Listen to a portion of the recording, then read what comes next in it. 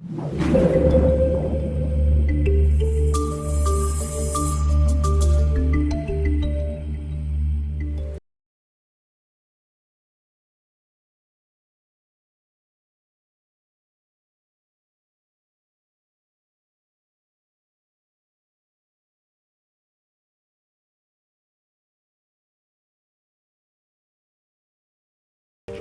morning. Everybody doing all right? All right. Are your teams winning currently as we speak? Anybody? Like, no, man, my team plays tonight. Why do you think I'm here? Hey, before we jump into this week's message, for those of you who were here last week, and even those you weren't, I want to say a few things about last week just because it's worthy of getting some attention and just kind of what happened and really how we saw. You guys keep coming on in. We got plenty of seats. We've got Shauna's lonely up here on the front row. So last week, for those of you who weren't here, last week, the theme of the message was this: how do we use, when we come out of painful situations, when God brings us through, how do we use our story, and even though it's painful at times, how do we use our story and share it with other people so that it benefits them? And we said last week, looking at 2 Corinthians chapter 1, that part of the reason why God comforts you and me in our affliction is so that we might comfort other people in their affliction. And what we did at the end of that message was this. I said, hey, you've got an index card, and I thought maybe 5 of you might participate in that. I said, you've got an index card. If you would be willing to share your painful story with our staff, meaning that you would be willing to share it with someone going through the same kind of life crash, please fill out the card if you have that kind of courage and a willingness to be able to do it. And the reason I want to address that today is because I think part of what we're seeing is the untapped potential, and part of our church rose to the occasion last week. I really thought 5 to 10 people might fill out a card. And we ended up having 65 responses that I know of, which let me know a few things. 1, some of us have been through some amazing crashes. 2, you guys had the courage to be able to say, this is not easy, but I'm willing to share it. And 3, I think this is where the church becomes its best.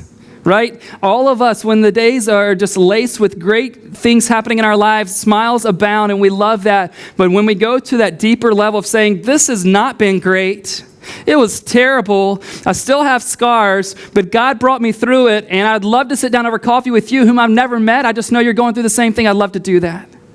People who said, I've been unemployed for a long time, and God has brought me through that. People who said, I've been through a divorce, my parents have been through a divorce.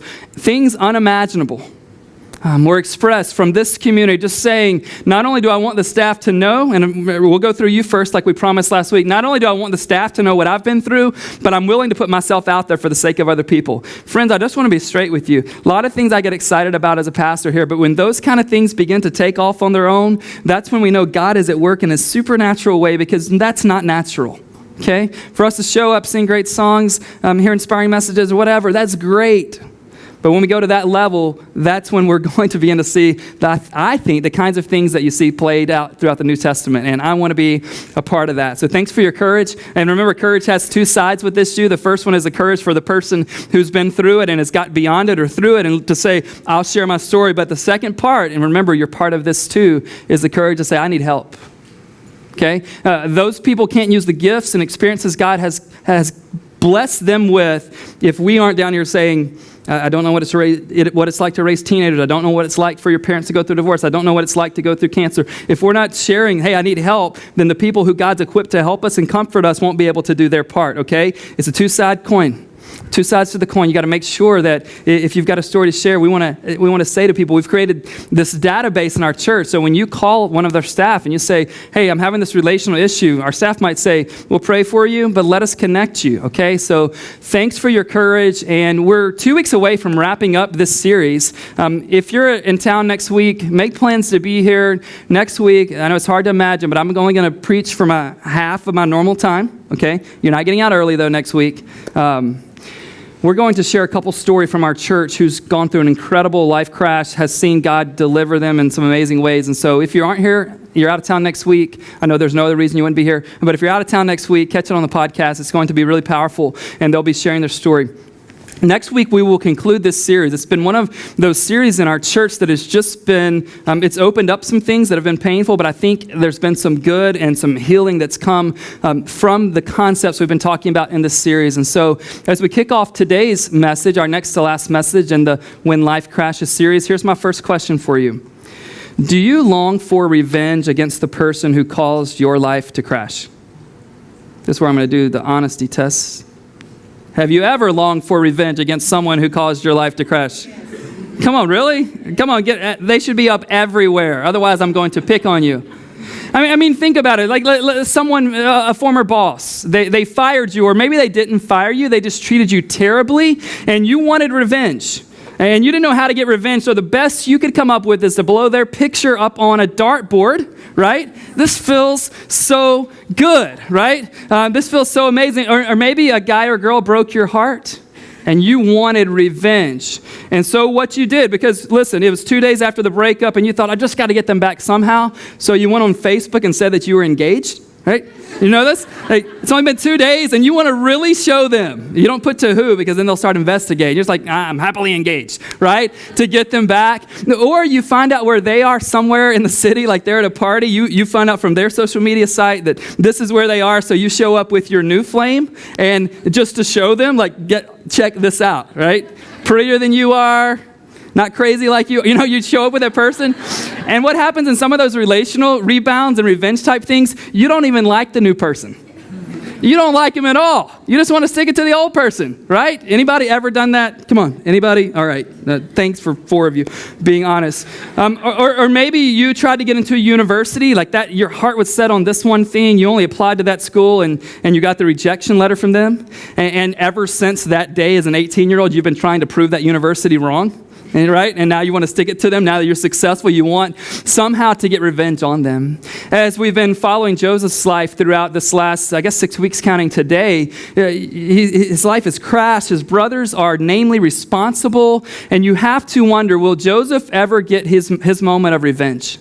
Will he ever get this opportunity to get his brothers back? We know he's in power now. We know his life is no longer crashing, but I want to say this to you. When your life is no longer crashing, even when God brings you out on the other side of that, if you have not moved past the point of no longer having revenge or wanting revenge, if you've not moved to the point of forgiving whoever or whatever group it was responsible for your crash, you've not completed the cycle. And Joseph, you're going to see this morning, he's going to get his opportunity for revenge. There's going to be this reunion between him and his brothers, and what is going to happen when he gets his moment?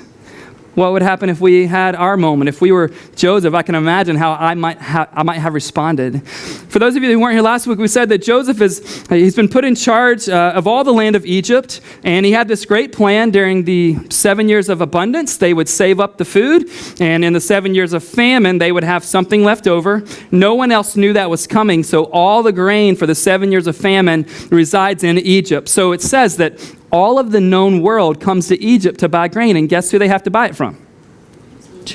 Joseph. All right, they have to buy it from Joseph. And if all the earth comes to Egypt to buy grain from Joseph, guess who that includes? His brothers. You ever held something over your siblings before? This is like their life, right? I mean, so what's he going to do with his moment? He's got the food. He could want revenge. What's he going to do with this moment? Here's what happens in the story.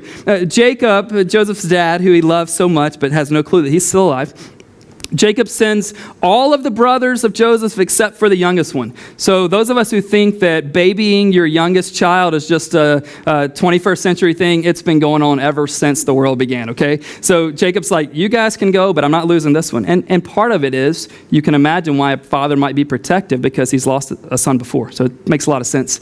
So he sends all of them except for Benjamin, the youngest, and they get before Joseph, but Joseph doesn't reveal himself to them. They just know they're dealing with the high official who's in charge of the grain. Jacob has sent them with money to buy food for themselves, for their family. And Joseph, he's overwhelmed with compassion in this moment, but he doesn't let them know who he is. He doesn't let his brothers know who he is. He tests them for a little while, and before they leave, he blesses them in a significant way. You can catch up on those tidbits if you just read from Genesis 42 to 44. We'll enter at 45 in just a minute. And then Joseph tells them, I want you to, when you come back again, this time bring your youngest brother. So all of the brothers have to go back to Jacob and convince the father to let the youngest one go. And he finally relents and lets him go. And now they're all there. And what you're going to see in just a moment is that Joseph can no longer withhold his true identity. He's going to finally reveal to his brothers who he is. Just imagine, you think you're in a foreign land. You're just coming to get grain. All of a sudden, this powerful person in Egypt wants you to have dinner with him. Something might be up, right? If you have a Bible, we're in Genesis 45. If you need a Bible, just lift a hand and we'll make sure one of our hosts gets a Bible to you. Just keep those hands up. We're on page 25 for those of you who have one of those epic Bibles that we're passing out now. We'll be in Genesis chapter 45. We'll look at verses 1 through 8. And here's the thing I want you to think about. Here comes a powerful reunion. Brace yourselves. It's also a powerful opportunity for revenge. What will Joseph do? And as we look at what Joseph does, is there anything for us to learn about our own revenge situation, or the flip side of that is our own forgiveness situation? So would you stand with me? Genesis chapter 45. We'll look at verses 1 through 8. We'll see what Joseph does in this moment. So remember, he's invited them for this meal, and he's just overwhelmed with emotion. Here's what it says. Then Joseph could not control himself before all those who stood by him. He cried, "Make everyone go out from me." So no one stayed with him when Joseph made himself known to his brothers. And he wept aloud so that the Egyptians heard it, and the household of Pharaoh heard it. You think your baby cries loud. I mean, Joseph, he's just so overwhelmed. Verse 3, and Joseph said to his brothers, I am Joseph. Is my father still alive? But his brothers could not answer him, for they were dismayed at his presence. I bet so. So Joseph said to his brothers, come near to me, please. Like huddling up. That's about that many of them. Think about a little football huddle. He's a quarterback. He's looking in their faces. They came near and he said, I am your brother Joseph, whom you sold into Egypt. And now do not be distressed or angry with yourselves because you sold me here, for God sent me before you to preserve life. For the famine has been in the land these 2 years, and there are yet 5 years in which there will be neither plowing nor harvest. And God sent me before you to preserve for you a remnant on earth and to keep alive for you many survivors. So it was not you who sent me here, but God. He has made me a father to Pharaoh and lord of all his house and ruler over all the land of Egypt. You may be seated. Joseph gets everyone else out of the room. I want to tell Joseph, if you're going to get everyone else out of the room, you can't cry so loud that everyone out of the room hears you, right? Hey, everyone leave. And then it says that all the Egyptians and the entire household of Pharaoh could hear. Have you ever been in a funeral or some moment like this? Someone just has found out just terrible news, and it's just that loud. There are no sniffles here. There's no cat-like meowing, crying here, okay? None of you guys do that, right? Guys do. All right. He's just overwhelmed. He's sobbing. You can imagine his body would have to be convulsing, and it just finally comes out. And you're like, Ben, what's the big deal for this moment? Friends, this is years and years and years of pent-up emotion, and now his brothers are in his presence. The question, of course, has to be, what kind of emotions is he feeling at this time? You're going to see in a moment, somehow he has this compassionate heart towards his brothers, but that can't be the only emotion he's feeling at this time. He's got to recall the moment he last saw them, right? I mean, at least figuratively speaking, the last moment he sees them as he's being driven away to Egypt. So the last conversation he remembers having with them, or at least overhearing them have, is, hey, let's kill our brother Joseph. And so he's got all of these emotions, and he just loses it. And it's the text says that when he revealed himself to his brothers could not answer him, for they were dismayed at his presence. They were shocked, right? But you can move on from shock pretty quickly when you realize you're in danger too, right? See someone in a dark alley, right? Shock, but then you've got to protect yourself. Their shock, I think their shock quickly goes to, oh boy, we know what we did to Joseph, and now Joseph's in power. If they come to find out that he's second in Pharaoh, guess what else they'll know? Guess what they might have seen already? A few weeks ago, we said that Pharaoh gave Joseph his signet ring, which means what? Anything Joseph stamps, it's a done deal. Would you be scared if you had done something like that to your brother? Some of you are feeling guilty now for locking your brother in the closet back in the day. So they know this. Revenge might be Joseph's. They understand what they would do if their brother had done something like this to them. Remember, Joseph had never done anything like this, and yet they tried to kill him anyway. What's he going to do with this moment of revenge? They have to be thinking this. And Joseph says to them, I am Joseph, whom you sold into Egypt. I am Joseph, whom you made our dad believe that I had died by wild animals. I am Joseph, who's had to get to Egypt, and then I ended up in prison because of what you did. I am Joseph, the one you guys wanted to murder. Now, some of you are much holier than I am, okay? But I'm just thinking, if I'm Joseph, I'm like, who's going first? Right? You have access to the baddest people in the army. What do you want to do to them? I probably have watched too many torture scenes on television, just to be honest. But that's what comes to my mind first. Don't judge me. Listen, man, I was exposed to Jack Bauer at an old age. I know, like this is... I know what the possibilities are here. But for Joseph, he doesn't do that. Now, let me be honest, because we need to really understand how the whole process of forgiveness works. Joseph does not pretend that his brothers aren't responsible. Right? What does he say? I am Joseph, whom you sold. He doesn't put it under the rug. Some of us think that's what forgiveness looks like. He doesn't pretend that it didn't happen. Some of us think that's what forgiveness and moving on looks like. He doesn't do any of those things. He says, I'm Joseph, whom you sold. You are responsible. You did this to me. When life crashes for us, we have to make someone responsible for it. Now, some of you may say, well, life just happens. Okay, you've made just life happening responsible for it. But most of us can think of a person or a group of people or an institution that we hold responsible for our life crashing. Who is it for you? For Joseph, it was his brothers. They were responsible. He held them responsible. Who is it for you? Who caused your life to crash?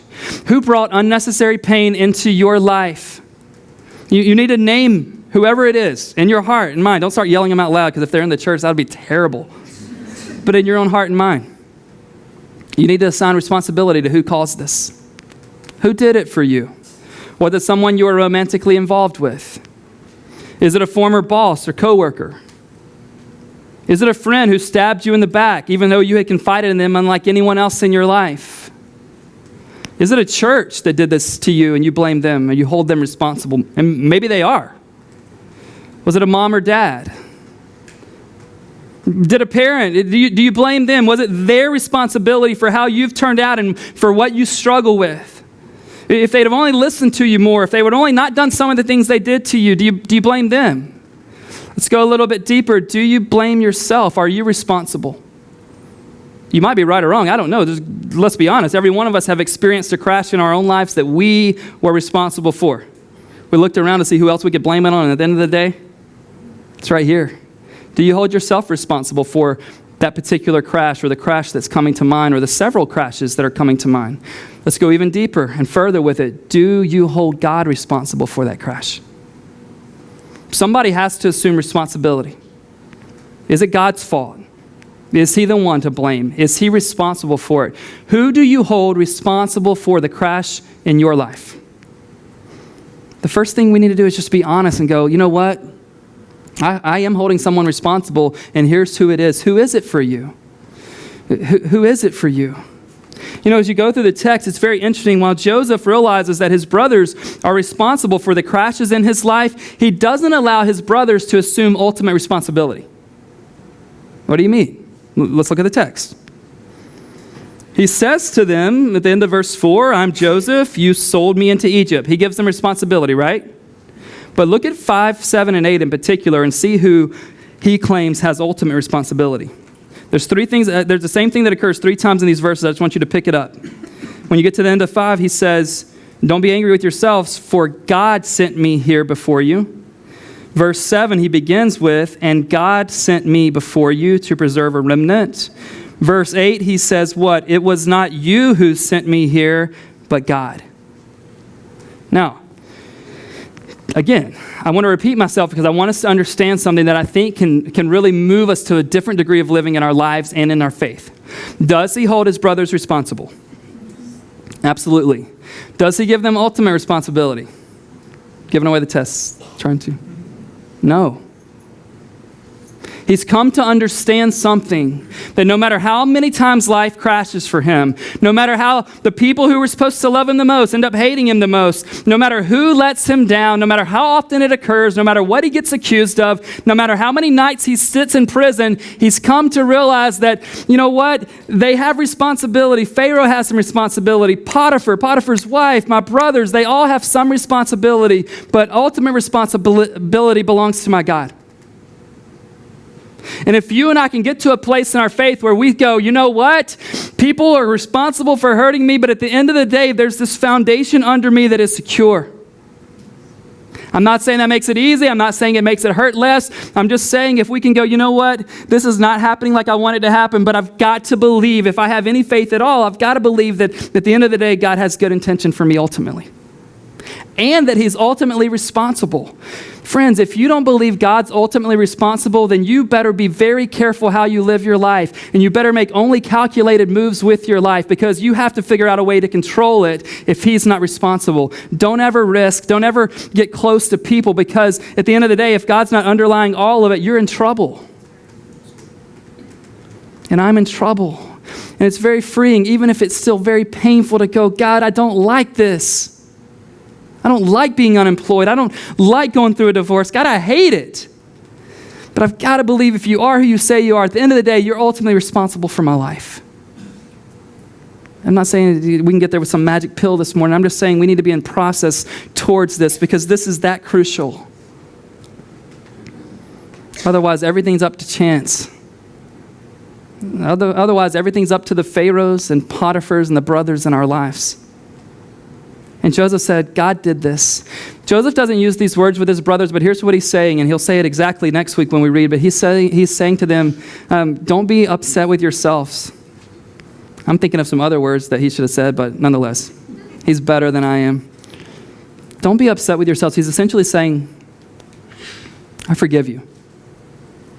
I will not seek revenge against you. And remember, if you're in an alley and there's 10 brothers against one, doesn't matter what you want, you're not going to get revenge. But when you have the signet ring, when you're second in charge of Egypt, when they will not be able to eat if you don't give them grain, please don't think that Joseph didn't take his revenge because he was powerless in this moment. Joseph has immense power in this moment, and he refrains from using it. Some of us haven't yet got revenge on who caused our lives to crash because we haven't had enough power to. But here's what Joseph's teaching us: even when and if you get the power, it still won't be right. So right now we may feel good about ourselves, like, no, I haven't taken revenge. That's because you haven't had a chance to. Let's just be honest. Let's call it what it is. One of the hardest things, if we're going to orient our entire lives around Jesus, this will be one of the hardest things you ever discover. I use that phrase because here's what the vision of Epic Church is. The vision of our church is to see an increasing number of people here in San Francisco orient their entire lives around Jesus. Not just compartmentalize it, not just choose what we like to do God's way and do everything else our way. It's that we would eventually, not perfectly, but we're in process of getting more and more of everything in our lives, our marriages, our schooling, our education, our work, our families, everything, serving, whatever, oriented around the way Jesus would want us to do it. And when you hear that phrase, if you have any kind of heart for God at all, you say, some of that I'm really excited about. Yes, I want to orient my love like Jesus orients his love. I want to orient doing the right things like Jesus does the right thing. I want to impact my world like Jesus does. But here's something you cannot miss. If we're seeking to orient our entire lives around Jesus, this will have to include forgiving people who have caused our lives to crash. You won't get there. And again, some of us are like, well, Ben, I don't really want to orient the whole thing, right? But I'll just skip that part of the exam. I'll pass. I'll come back later. Friends, this is part of it. And if you were sitting across from me at coffee, you would say, Ben, but my story, that I hear your religious jargon, but my story, you don't know how powerfully it has impacted me. I don't. I know many of your stories. I don't know all of them, but I do know this. not just for the good of everyone else and for the good of pleasing God, but for the good of your own soul, you will not complete the cycle of a crash until you get to this point. You just won't. You just won't. I don't care if it's been 10 years and we come out on the other side and we think everything's great, but if we don't take that final step, it won't matter. It won't matter. What are you doing with who's responsible for your crash? But Ben, would you do? I can't say what I would do. I would like to say what I would want to do in your situation, but let me just tell you, this is a step you need to take. It's just a step you need to take. For some of you that hold yourselves responsible, this is the hardest forgiveness to offer at times. And what I'm about to say is not a self-help message at all. You have no right forgiving yourself until I think you receive the forgiveness of the God whom you and I have offended with our sin. But as you receive that, it's just saying, it's looking in the mirror. Some of you need to forgive God. And those of you that are leaning one way theologically, you're thinking, well, Ben, God's never done anything. Why would we forgive God? This isn't for God's sake. God's not hoping you'll make things right and forgive him because he screwed up. But in your heart, if you blame him, you need to walk through that forgiveness with God. You just do. What I love about Joseph through this entire series is that what he's really giving us is a more robust picture of who Jesus is. And so in every message, I've tried to, at least at the end of the message, say, this is how Jesus is like Joseph, but even better. I think that's what we need to do, especially as we look at the Old Testament. We need to go, what is he showing us that's pointing to Christ? Well, let me give you this for Joseph. In Luke 23, verse 34, Jesus isn't about to be on the cross. He hasn't just gotten off the cross. He is on the cross, and he says this in Luke 23, verse 34. He doesn't say that, but he does say this.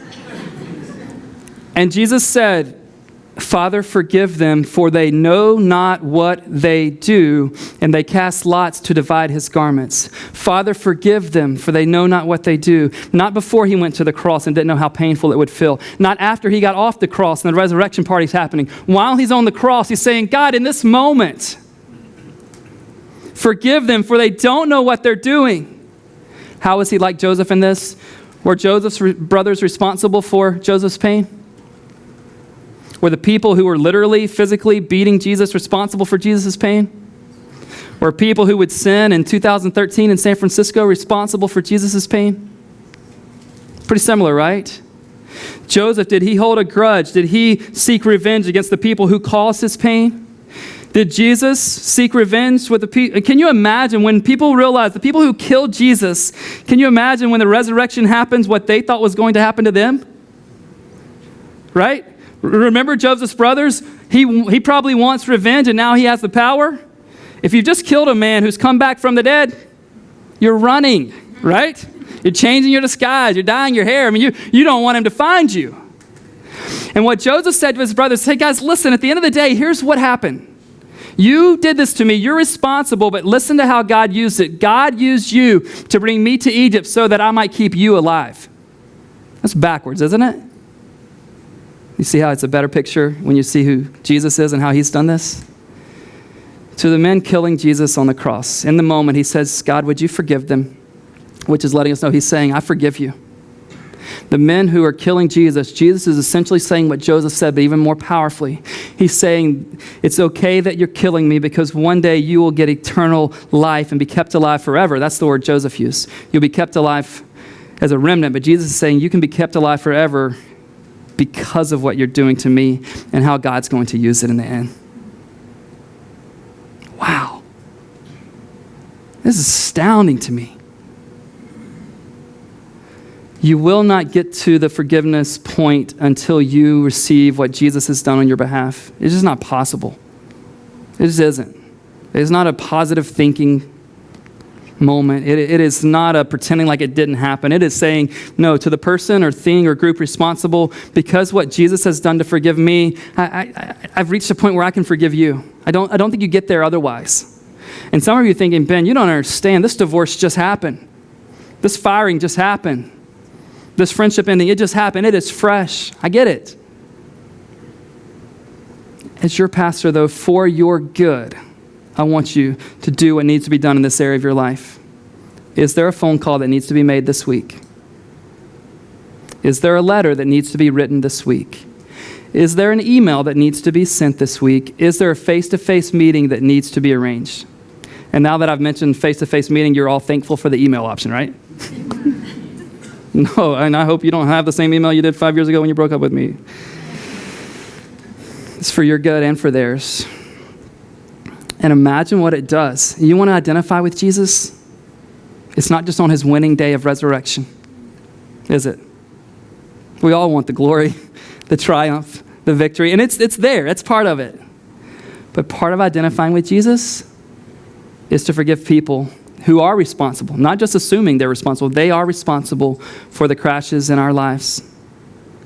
What do we need to do? And I'll leave you with this thought. You'll see it on the screen. There are a few things as difficult, but yet as powerful as true forgiveness. There are a few things I know of in life that are as difficult to do, but when we get to the other side of doing them, that unlock and unleash a kind of power in our lives, unlike most other things. Don't miss out on this opportunity to see the cycle completed. Don't let your crash just stop with getting over it. Don't let it just stop with sharing your story like we talked about last week. Let it complete itself with actually forgiving whoever it was that is responsible or that you've assumed has been responsible the entire time. Would you pray with me this morning? I hope that something powerful has been unleashed in your life this morning. It has in my own, just through the thinking through this, teaching this, letting it sit in my own heart. There is nothing more difficult than actually withholding revenge or taking the opportunity to forgive someone. I don't know if anything's harder than that. None of us like to be offended. None of us like to be rejected. None of us like to be hurt. But people have hurt you. Institutions maybe have hurt you. Maybe a church. And some of you are back in a church for the first time in forever because you just couldn't go for so long. It may not be a former spouse. It might be your current spouse that you need to experience this with. Who do you hold responsible? First things first, if you have never received the cleansing power of Jesus' forgiveness, I want you to sit in that first. Maybe only sit in that this morning. And if you're ready to receive that, you think it's too good to be true because of what you've done, but just to say in your heart this morning, Jesus, it seems too good to be true. But if you went to the cross and if you could forgive people who were killing you in that moment, I guess I believe that you will forgive me too, and so I receive your forgiveness.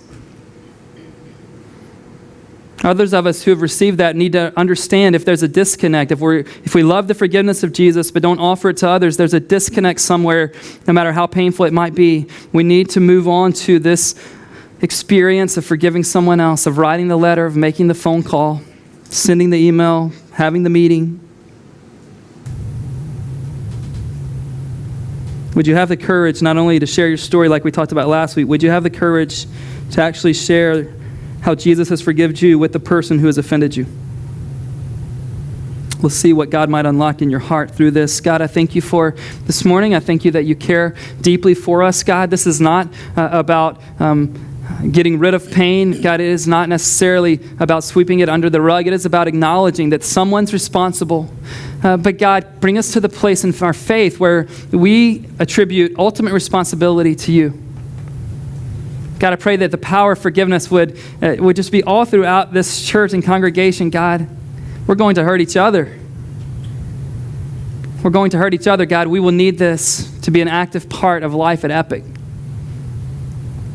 God, I pray that you would unleash courage in our hearts, that you would unleash power. God, as people begin to forgive, God, I pray that they would be so grateful and they would understand that not just in your resurrection, Jesus, but in forgiving people who have done things directly to you, we can identify with you as we orient our entire life around Jesus. Would you stand with me? We're just going to give you an opportunity to respond, singing a song about how God has made everything new and how he's able to bring things out of the ashes and even make them beautiful.